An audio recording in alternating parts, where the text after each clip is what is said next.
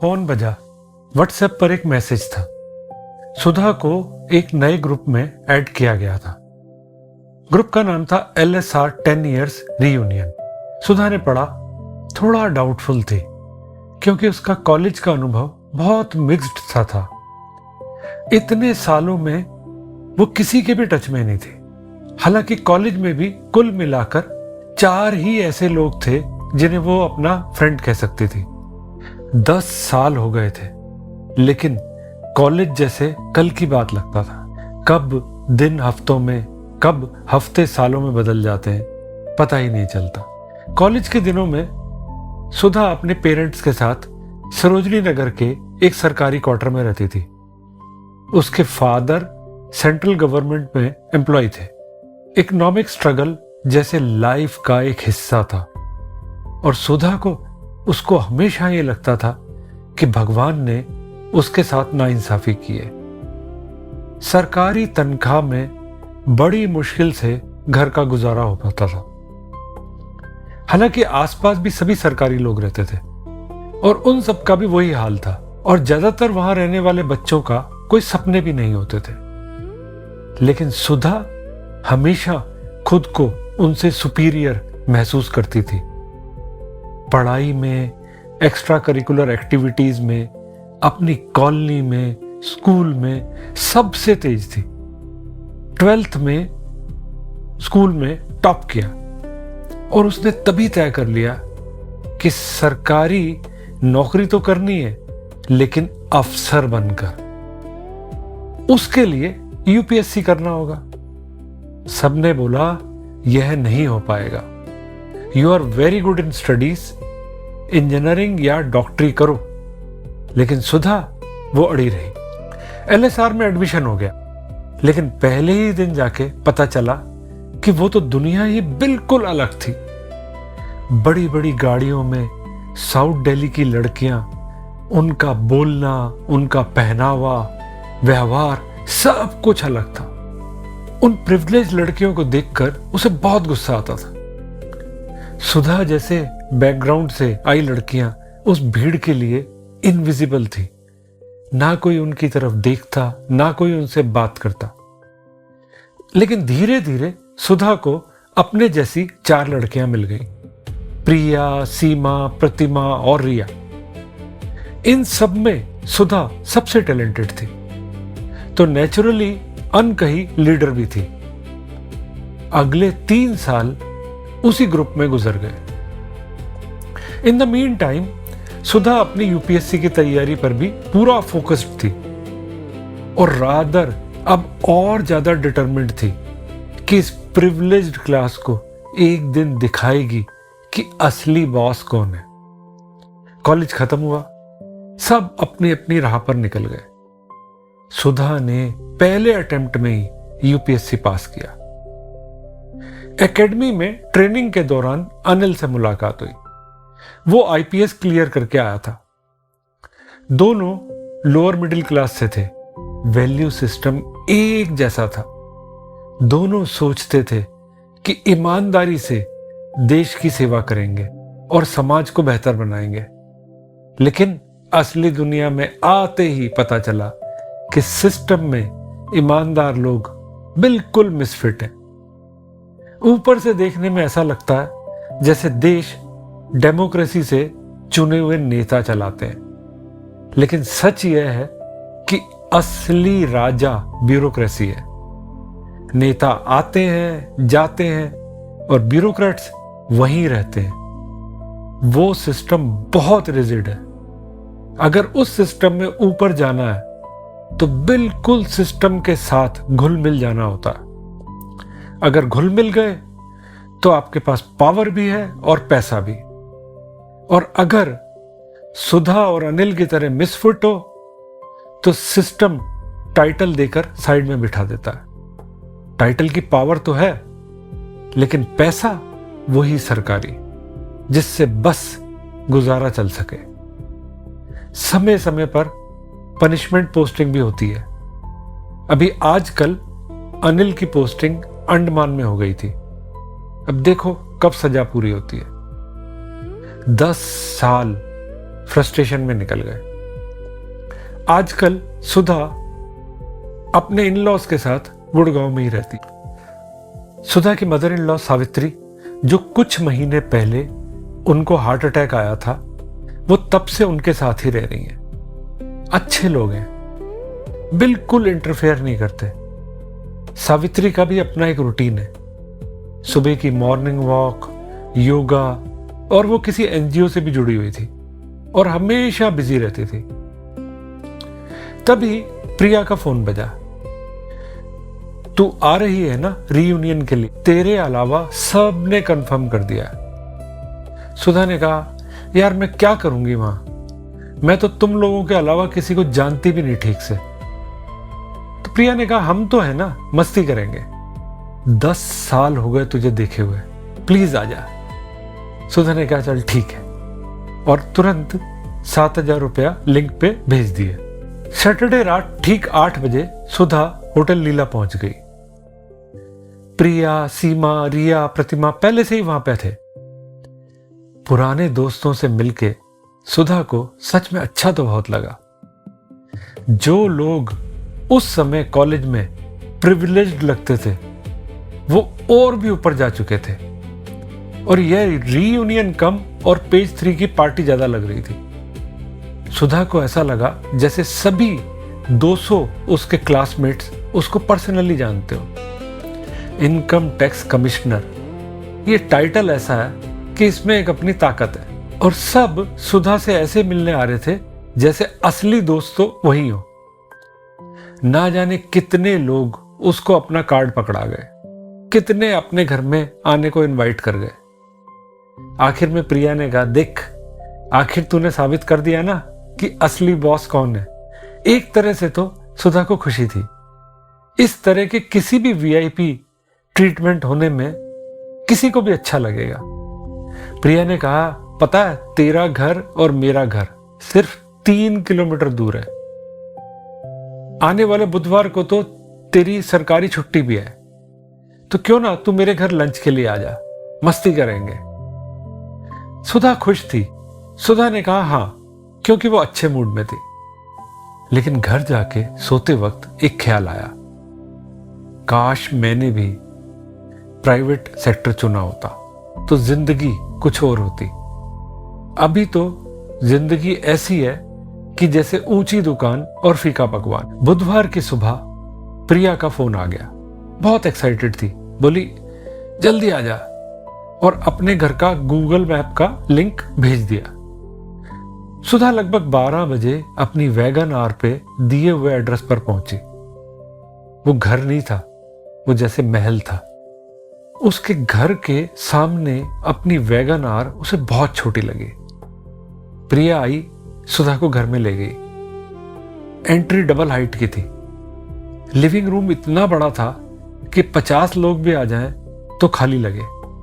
सब कुछ डिजाइनर था। प्रिया ने बड़े प्यार से उसे होम टूर दिया कि यह पेंटिंग फला आर्टिस्ट की है, यह शो पीस पेरिस से आया था। ऐसे ऐसे ब्रांड्स की बातें कर रही थी जो सुधा ने ना कभी सुनी थी और ना कभी देखी थी। 10 से 12 हाउस हेल्प्स सामने से दिख रहे थे। सुधा देख तो रही थी, पर अंदर अंदर से जैसे आग लग रही थी।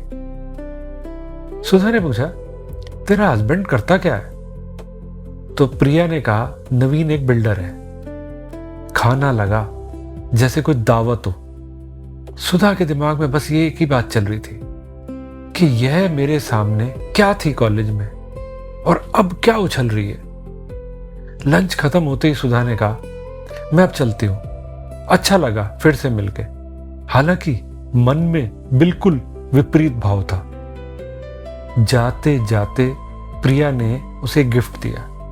बोली, यह हम स्विट्जरलैंड से लाए थे, बहुत महंगा है लेकिन बहुत स्पेशल है। Special gift for very special friend, special person. बस यहां सुधा का सब्र टूट गया।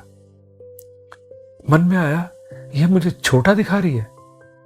हालांकि ऊपर से उसने खुद को कंट्रोल किया और कहा, मैं ये नहीं ले सकती। मैंने आज तक जिंदगी में प्रिंसिपली कभी ना किसी से कुछ लिया, ना कभी किसी को कुछ दिया। आवाज इतनी सख्त थी कि बेचारी प्रिया डर गई। चुपचाप गिफ्ट अंदर कर लिया। सुधा घर आई। अंदर की आग कम होने के बजाय बढ़ती गई।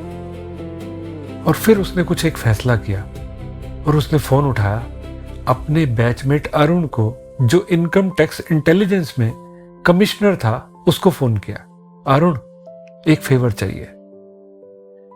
ये फेवर जो वर्ड है ना, ब्यूरोक्रेसी में करेंसी की तरह होता है। जब कोई फेवर करता है, उसका मतलब ये होता है कि फ्यूचर में सामने वाला स्क्वायर ऑफ करने आएगा और तब तुम ना नहीं कह सकते। तो अरुण ने बोला, बोलना।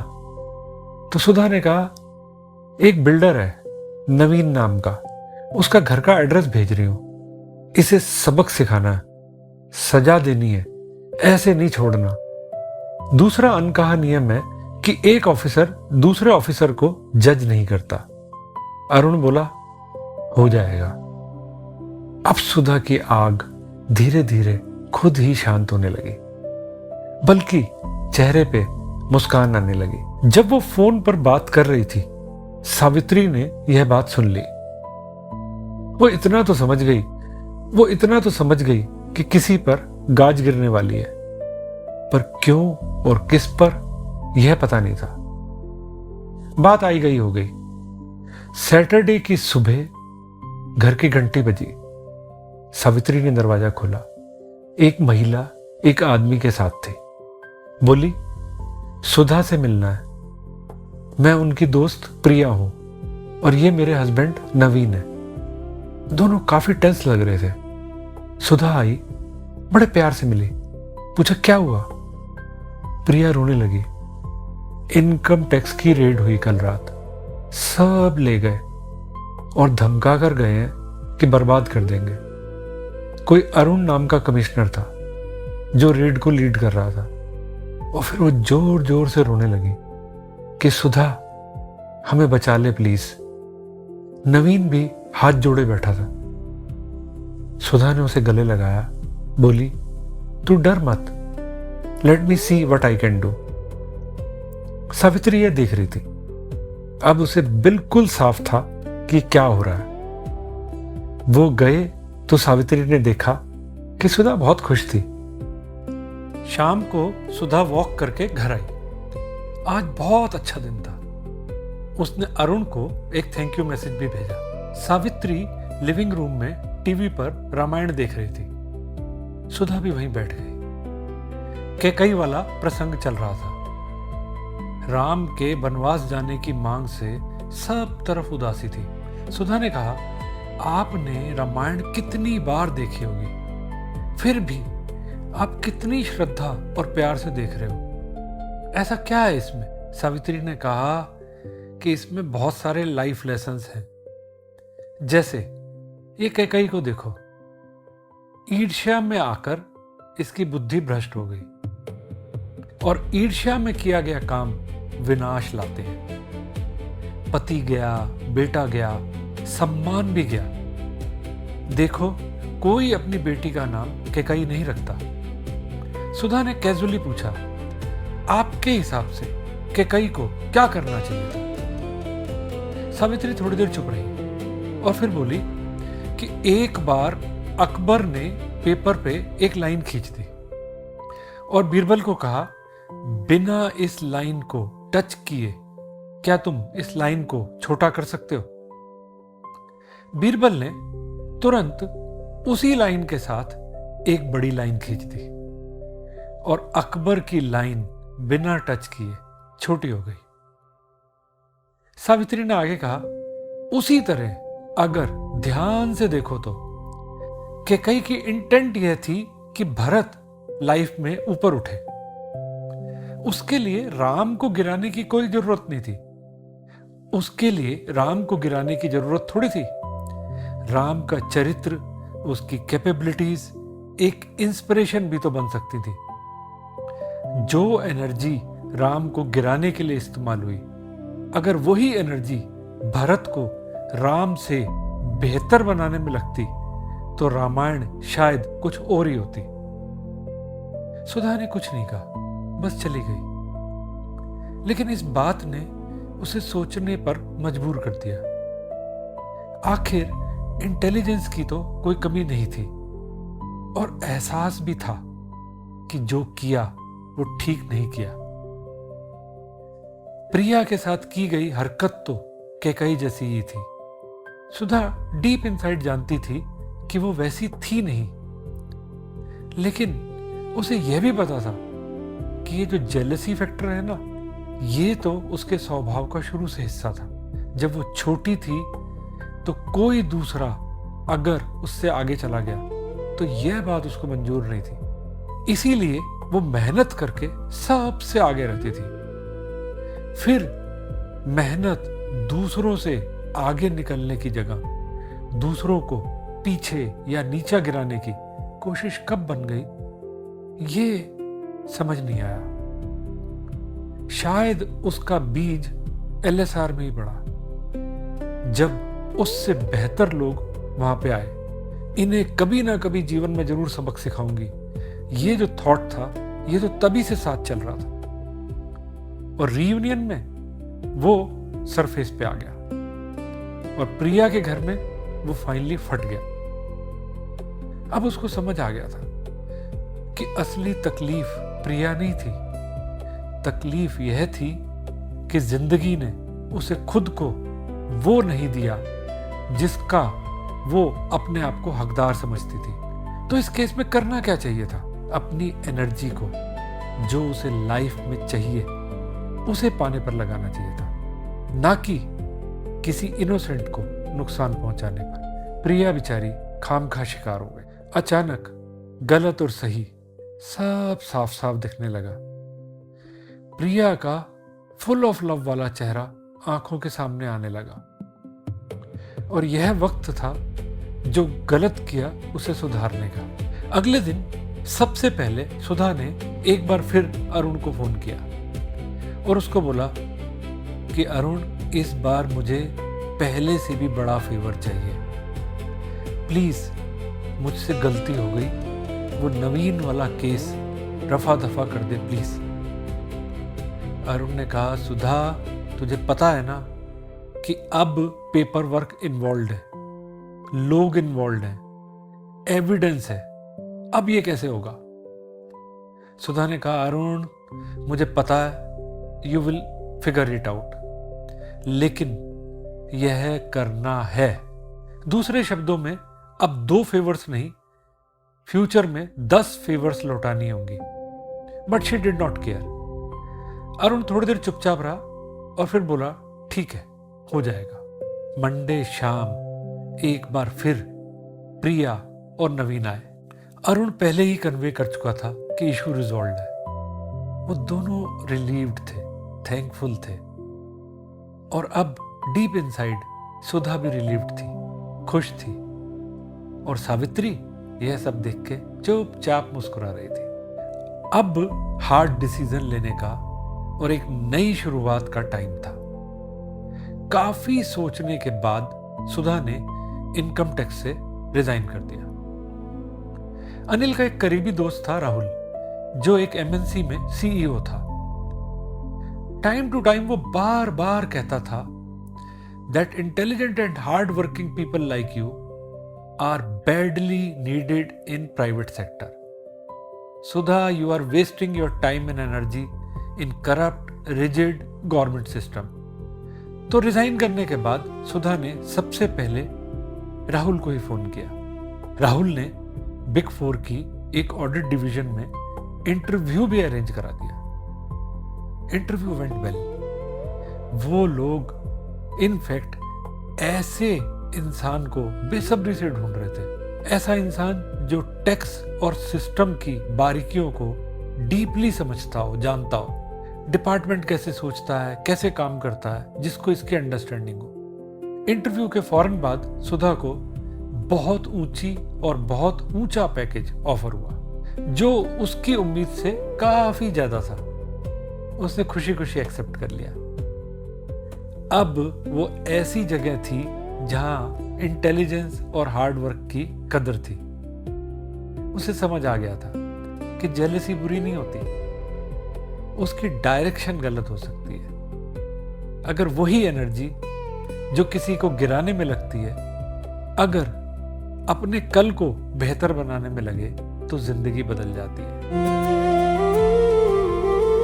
अपने कल से आगे बढ़ना, बस यही असली सफर है।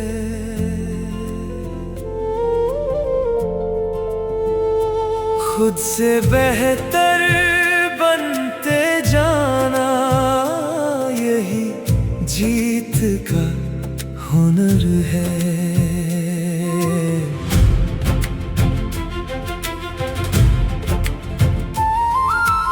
दूसरों की रोशनी गिनते उम्र यूं ही ढल ना जाए। अपने भीतर जो उजाला है वो कहीं बुझ ना जाए।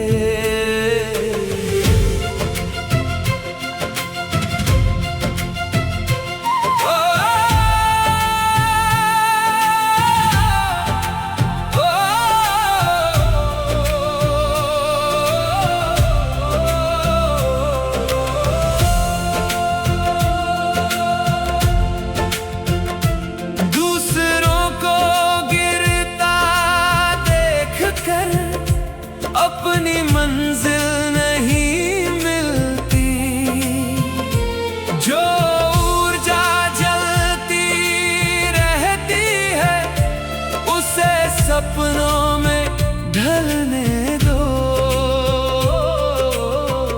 दूसरों से आगे नहीं, अपने कल से मिलने दो।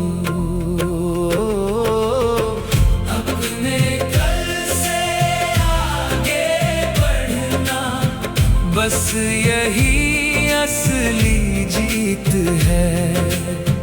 हर सुबह